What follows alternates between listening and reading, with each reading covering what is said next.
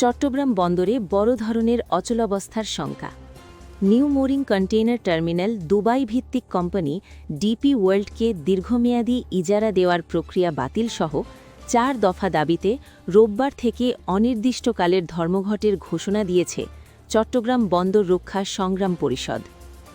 শনিবার দুপুরে চট্টগ্রাম প্রেস ক্লাবে সংবাদ সম্মেলনে এই কর্মসূচি ঘোষণা করেন পরিষদের সমন্বয়ক মোহাম্মদ হুমায়ুন কবির ও মোহাম্মদ ইব্রাহিম খোকন।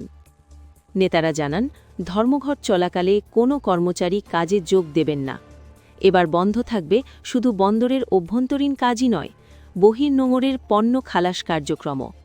তাদের অভিযোগ, দীর্ঘদিন আন্দোলনের পরও সরকার কোনো কার্যকর পদক্ষেপ নেয়নি। এর প্রতিবাদেই লাগাতার ধর্মঘটের সিদ্ধান্ত।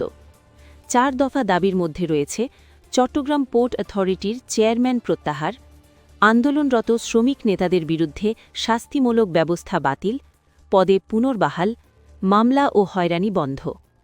এদিকে ধর্মঘট শুরু হলে দেশের প্রধান সমুদ্র বন্দরের কার্যক্রমে বড় ধরনের প্রভাব পড়ার আশঙ্কা করছেন সংশ্লিষ্টরা। বিস্তারিত আপডেটের জন্য চোখ রাখুন আমাদের চ্যানেলে। Subscribe now for daily news and updates.